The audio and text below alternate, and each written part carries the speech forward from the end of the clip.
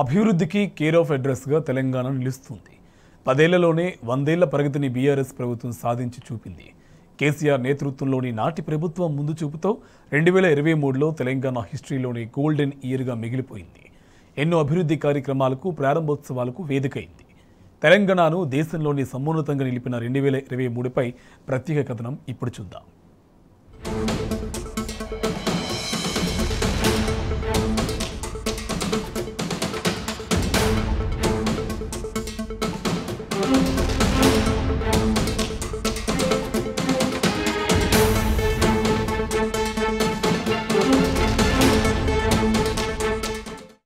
సుపరిపాలనకు నిలువుటద్దం మాజీ సీఎం కేసీఆర్ పాలన.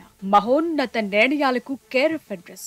పసికూన రాష్ట్రం 10 ఏళ్లలోని అద్భుత ప్రగతి సాధించటానికి ఏకైక కారణం మాజీ సీఎం కేసీఆర్ పరిపాలన. ఉద్యమ నాయకుడే సీఎంగా పనిచేయటంతో ప్రగతి పథంలో తెలంగాణ దూసుకెళ్లింది.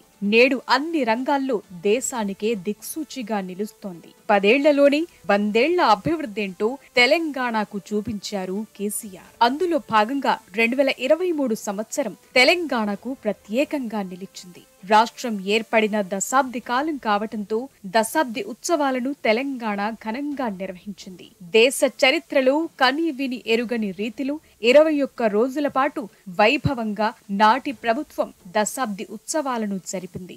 రోజుకో కార్యక్రమం చొప్పున మొత్తం 21 రోజులను పండుగలా జరిపింది. త్యాగధనుల స్మరణలతో దశాబ్ది ఉత్సవాలు మొదలై అమరుల స్మారక ప్రారంభోత్సవంతో ముగిశాయి. ఆ 21 రోజుల పాటు రాష్ట్ర వ్యాప్తంగా ఏ మూలలో చూసినా సంబురమే కనిపించింది.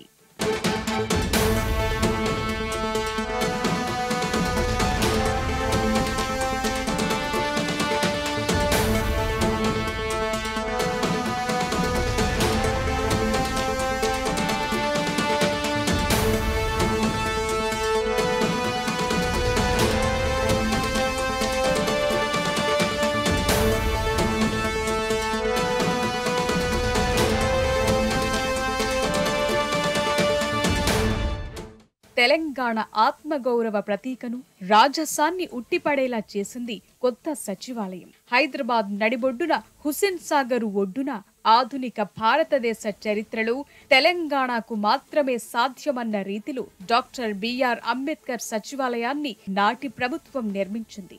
2019 జూన్ 27న శంకుస్థాపన జరగ్గా 2023 ఏప్రిల్ 29న ప్రారంభోత్సవం జరుపుకుంది.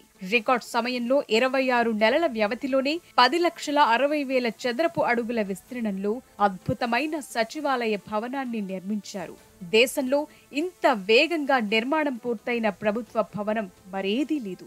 ఇది మా సచివాలయమంటూ ప్రతి తెలంగాణ బిడ్డ గర్వించేలా ఆధునిక హంగులతో, అద్భుతమైన నిర్మాణ రీతులతో అపూర్వ పాలనా సౌధం సచివాలయం రూపుదిద్దుకుంది.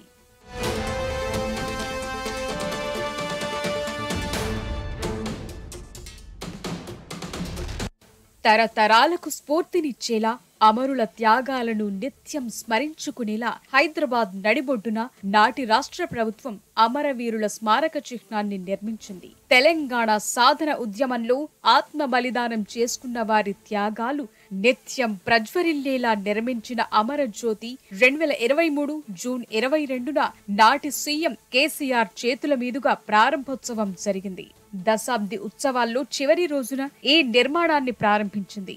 ఈ అమరజ్యోతి నేడు తెలంగాణకు మణిహారమై మెరుస్తోంది. హైదరాబాద్ నగరానికి వచ్చిన వారికి ప్రత్యేక ఆకర్షణగా నిలుస్తోంది.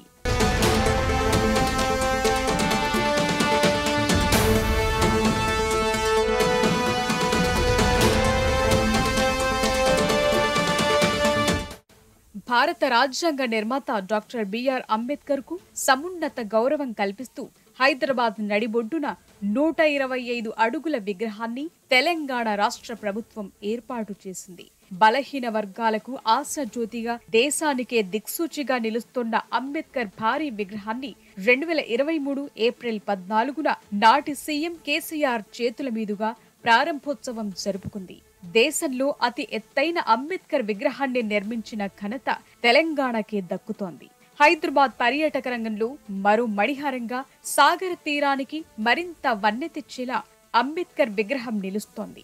మొత్తం 11.34 ఎకరాల విస్తీర్ణంలో అంబేద్కర్ స్మృతివనాన్ని నాటి ప్రభుత్వం ఏర్పాటు చేసింది.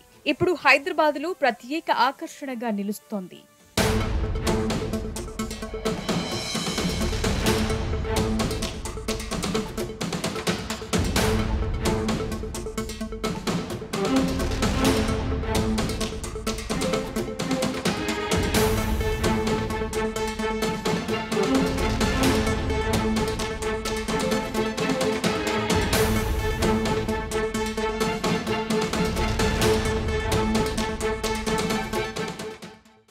పరిశ్రమలు వర్ధిల్లాలి, ఉపాధి పెరగాలి, తెలంగాణ పచ్చబడాలి.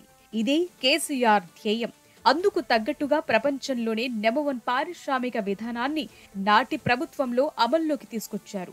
గత 10 ఏళ్లలో తెలంగాణను వేల పరిశ్రమలకు అడ్డాగా మార్చారు.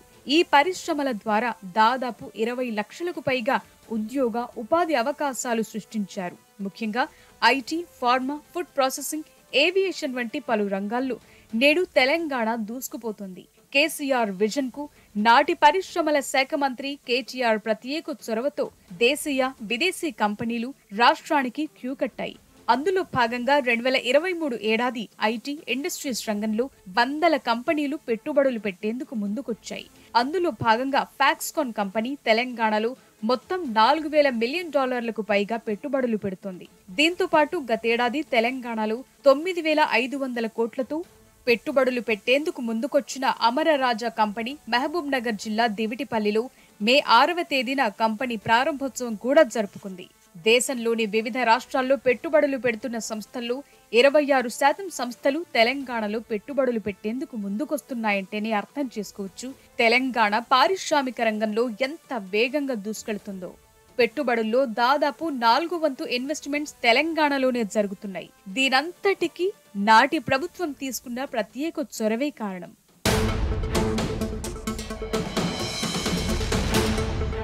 ఐటీ అంటే హైదరాబాద్ అంటే ఐటీగా మారింది.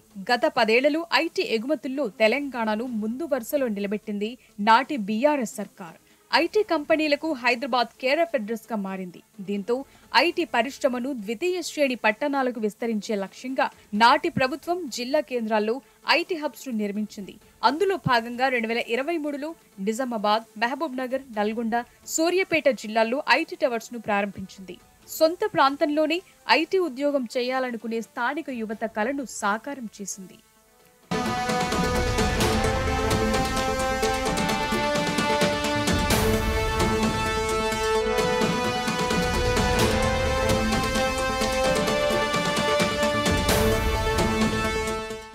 పరిపాలన సౌలభ్యం కోసం 10 జిల్లాల తెలంగాణను 33 జిల్లాలుగా ఏర్పాటు చేసింది కేసీఆర్ సర్కార్.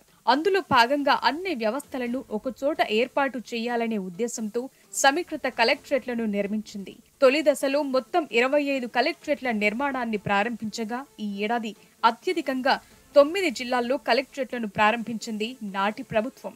నిర్మల్, నాగర్ కర్నూల్, మంచిర్యాల, గద్వాల, సూర్యాపేట, మెదక్, జయశంకర్ భూపాలపల్లి, మహబూబాబాద్, కుమరం భీం, ఆసిఫాబాద్ జిల్లాల్లో సరికొత్తగా నిర్మించిన కలెక్టరేట్లను నాటి సీఎం కేసీఆర్ చేతుల మీదుగా ప్రారంభించబడ్డాయి.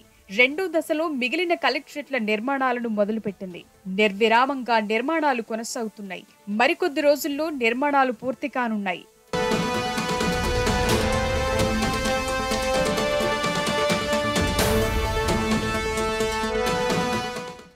వైద్యారోగ్య వ్యవస్థను బలోపేతం చేయడంతో పాటు వైద్య విద్యకు అధిక ప్రాధాన్యత కల్పించే లక్ష్యంతో గత ప్రభుత్వం ముందుకెళ్లింది. కేంద్ర ప్రభుత్వం పైసా సాయం చేయకపోయినా, కొత్త కాలేజీలు, మెడికల్ సీట్లు కేటాయించకపోయినా కేసీఆర్ నేతృత్వంలోని తెలంగాణ ప్రభుత్వం ముందుకెళ్లింది. అందులో భాగంగానే జిల్లాకు మెడికల్ కాలేజ్ ఏర్పాటు చేస్తోంది. 2023లో రాష్ట్ర వ్యాప్తంగా 10 జిల్లాల్లో మెడికల్ కాలేజ్లను అందుబాటులోకి తీసుకొచ్చింది. గత సెప్టెంబర్ నెలలో ఒకేసారి 9 కాలేజ్లను నాటి సీఎం కేసీఆర్ ప్రారంభించారు. అంతకుముందు సూర్యాపేట జిల్లాలో మెడికల్ కాలేజ్కు చెందిన భవనాలను ప్రారంభించారు. మొత్తంగా అన్ని జిల్లాల్లో మెడికల్ కాలేజ్లు ఉండాలనే లక్ష్యంతో గత ప్రభుత్వం ముందుకెళ్లింది. అభివృద్ధి కార్యక్రమాలను కొనసాగించింది.